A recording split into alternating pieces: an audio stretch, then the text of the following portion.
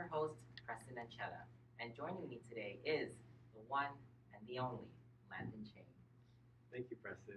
We're going to have a great time today. We have lots of stories for you guys today. Yes, and today's live is very, very special. For the first time ever, we have the weather. Yes, I cannot wait for that. But speaking of stories, let's jump right into our first one. Brought to you by the one and only Preston. Don't let us down now. Yes, let's get right into it. As graduation season is coming up in less than a month, there is a bunch of mandatory expenses. The average high school senior spends at least $1,000 in the year. One of the most controversial expenses are the $60 fee for graduation. The $60 fee goes towards the bus ride and the renting out of the Stan Share Center. If you don't pay, you don't graduate. It's as simple as that. But is it as fair as it sounds? My opinion on grad fees is that they are fair. Opinion on grad fees is pretty good. I think it's good. I think that grad fees are necessary.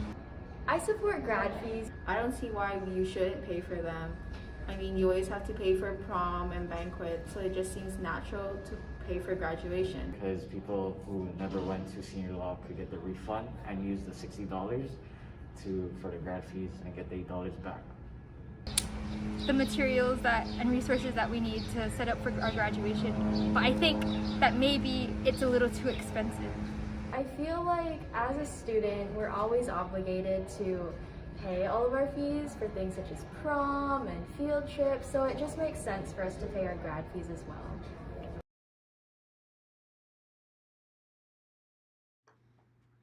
Great story, Preston.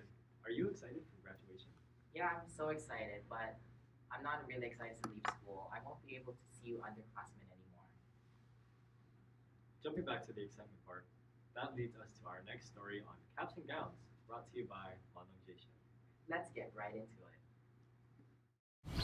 Attention all fearless Huskies. Graduation is already less than a month away. We've been so proud of you, getting through school and leaving your legacy behind, in the form of art, music, and academic success. One feature we're all excited for is when we finally walk in graduation in our cap and gown. All white with streaks of blue and gold, it'll be quite a sight to be among the hundreds of students graduating alongside you. Cap and gown is pretty cool, considering that it's not the natural black as every cap and gown is, and it kind of stands out better. Plus, it has the colors blue, yellow, and gold, which was pretty cool.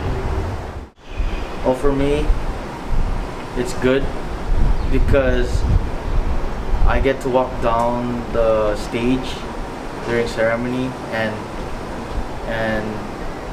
walk with our school color, which is white, blue, and gold.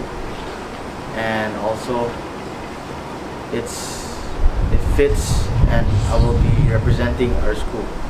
Once again, congratulations to all the seniors who have worked their way through high school, and we wish you well on your journey through adulthood.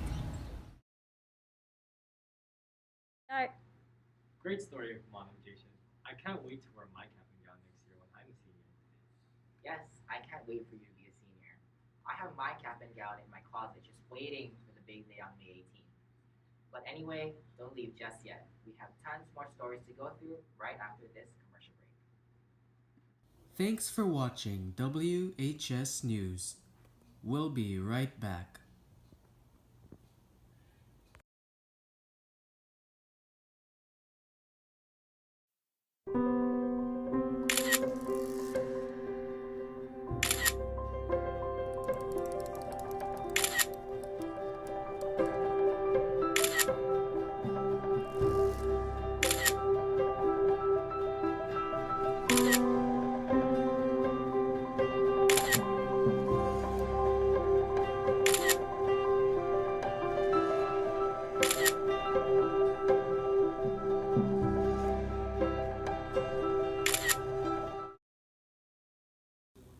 Welcome back to our broadcast. You're watching WHS News.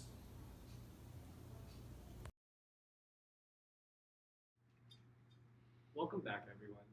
Just in time for our next story. This story is brought to you by Jerry and Arel on Mr. Win for a teacher spotlight. On this week's Teacher Spotlight, we have Mr. Nguyen. My name is Mr. Win. I teach ninth grade world history, natural resources core, and arts and communication core. I teach ninth grade primarily, and I am in the Academy of Natural Resources. When students come in and they're either tired or they're not focused for whatever reason, it can be difficult.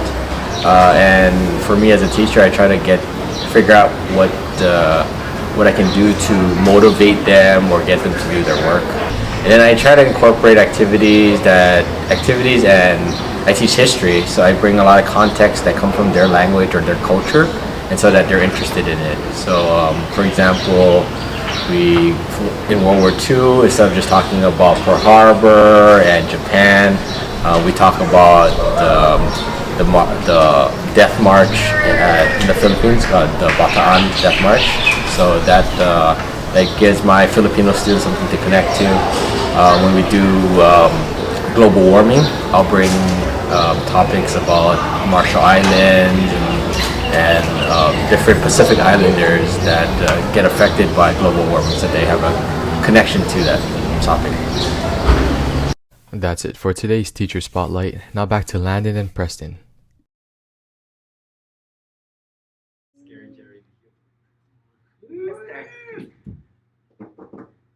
Go. Give me the cue. Thanks, Scary Jerry, the human peak of evolution, and Aurel. You guys are great. Landon, have you ever been dress coded before? No, I have not been dress coded before. Have you? No, thankfully. But I have seen some friends who have been, which is kind of sad. Dear gosh. Anyways, Rachel has a story on dress coding. Let's see what she has in store for us. Recently, Waipahu High School has started to enforce stricter dress code, and dress code prepares students for the real world where attire and appearances make an impression during interviews and daily work performances. Appropriate attire encourages a positive learning environment, is what the planner says, but let's see what people have to say about it. I feel it should be enforced a lot more. A lot of kids are out of dress code, boys and girls. Dress code, from outside of school and inside of school. I can't even explain. It's just, yes, it's important.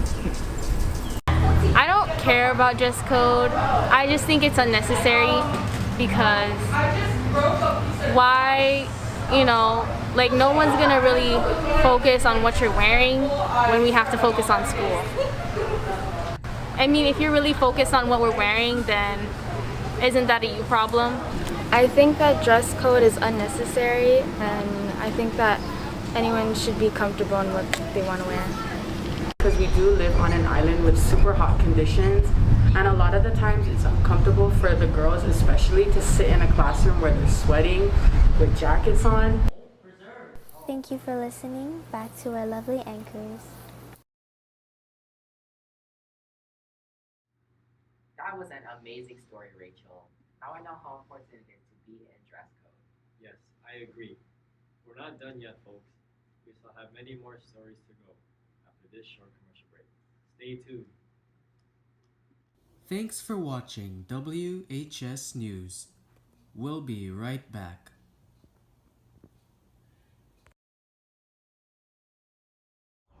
Is your skin dry? Well, here is the Belief Moisturizer, a moisturizing balm that is clinically proven to give your face long-lasting moisture for up to 26 hours. Apply the moisturizer evenly to your face and neck daily in the morning and in the evening. Made with a moisturizing herb and comfrey leaf extract which envelopes the skin. Belief. Believe in the truth. The True Cream Moisturizing Balm. Welcome back to our broadcast. You're watching WHS News.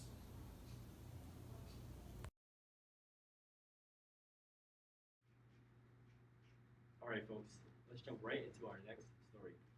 These next two stories are brought to you by Jasmine. Her first story is on the dramatic monologue.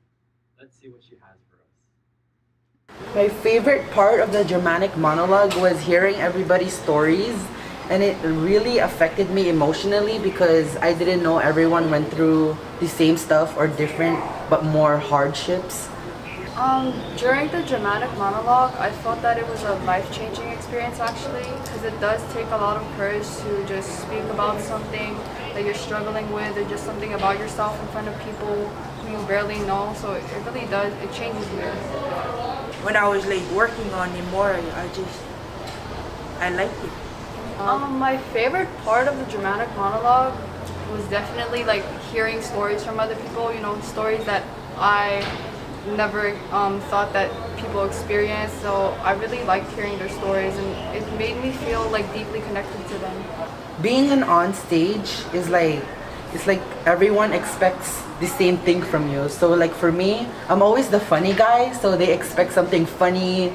But then when I went on stage, I finally showed the other side of me that was emotionally damaged, and I let out all my feelings through that. On stage, I showed the part that I never like showed people before, you know. And then when I'm off stage, I like act this person that I'm not, you know. Great story, Jasmine. Here's Jasmine's next story on test tips. Usually I plan out my mornings to make sure it goes well, because a good morning can mean you have a really good test, and a bad morning can mean you can be doing terrible at one test. So yeah. It helps a lot just to like be focused and be energized on the day of the test, because if you're off your game even just a little bit, it's gonna throw off your confidence, it's gonna make you less sure in your answers. So, you know, just being well rested and being prepared. Being prepared really is the best advice that I can give you. So yeah. If it's a time test, I do the thing where you do the ones that you know, put off the ones that you don't know, and the ones you kind of know, you kind of flag it and like you move on. One thing that I do when there's a lot of like reading that I have to do for the test, like, you know, if it's a reading SAT, whenever I'm reading the material, I read it like in an Alvin and the Chipmunks voice. Cause it helps me read faster, right? Cause it's like high pitched, so it works for me. But I guess if you were to take away anything from that advice, don't be afraid to get creative with how you approach the test.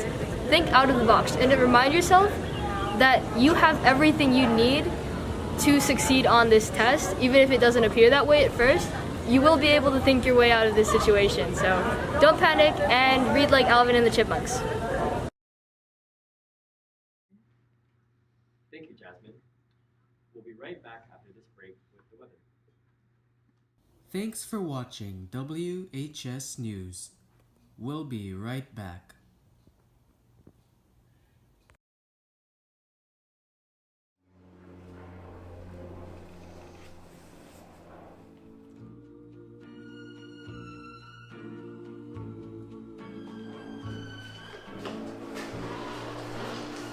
Hey man, did you want toast? I'm sorry, so sorry that I was such a fool. I didn't know love could be so cruel. Oh, oh, oh, oh, oh, yes. You tell me mistakes are part of being young. Welcome back to our broadcast. You're watching WHS News.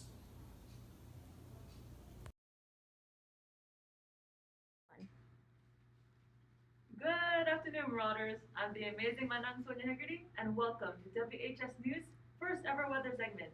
Today's expected weather is going to be partly sunny with a high of 82 and a low of 69 out of 420. We can then continue to see this trend across the week. Nothing much interesting across the board. Overall, it has started to heat up as we approach summertime, so prepare for hotter weather. Although it's getting hotter in here, please keep on your clothes. Talking to you, Mr. Chu. We'll be expecting some east, north, or easterly wind today. It'll be up to 20 miles per hour with gusts up to as high as 25 miles per hour. Rain isn't really expected today, with around a 20% chance of showers, while today is quite humid at 62%.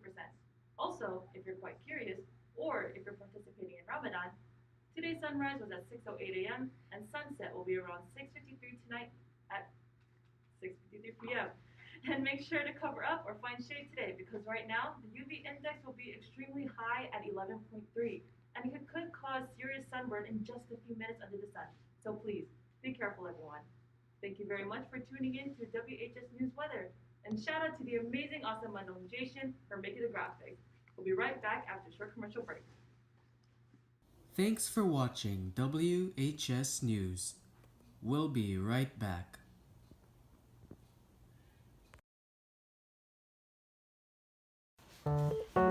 Are we gonna pick up some food? I'm too lazy. Let's order DoorDash. Okay. How about Chinese? How about Japanese? Pizza sounds kinda good. Nah, I kinda want fast food. Stop! Let's just get Taco Bell! Okay. Wanna grab a bite in under 30 minutes? Finally! Just tap. DoorDash has got your back. DoorDash. Welcome back to our broadcast. You're watching WHS News.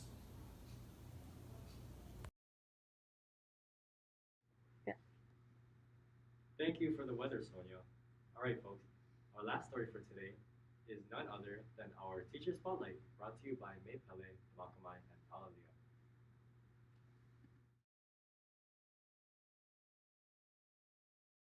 My name is Major Chris Robertson. I'm the Senior Army Instructor for Junior ROTC here at Waipahu High School. This is my second year here, and I love being an ROTC instructor, especially here at Waipahu High School. I have a passion for helping motivate young people to become better citizens, talking about life skills that they're going to need that they don't get in other classes. One of my favorite parts of the job. I've been doing this all together for about 9 years. I started at Nanakuli High School right after I retired from the Army back in 2013. After spending about 28 years in the Army, which was a great job, but it's not as great as being an ROTC instructor. I'm married and have 3 daughters, live down in Neva Beach, and I love being here in Hawaii, and I love being an ROTC instructor at Waipahu High School. Thank you, man. Thanks, Pele, Maka, and Lali. Yes, thank you. Very amazing video, but anyway, we have reached the end of this episode. Yes, that is it for today, everyone. I would want to give a very big thank you from myself, Mr. Murakami, Sonia, Makamai, May Pele, Rachel, Jasmine, Talalia, Carl, Jason, Kayla, Jerry, Arel, and my co-anchor, Landon. We hope you all enjoyed today's episode, and we will all see you in the next one. Thank you so much for watching.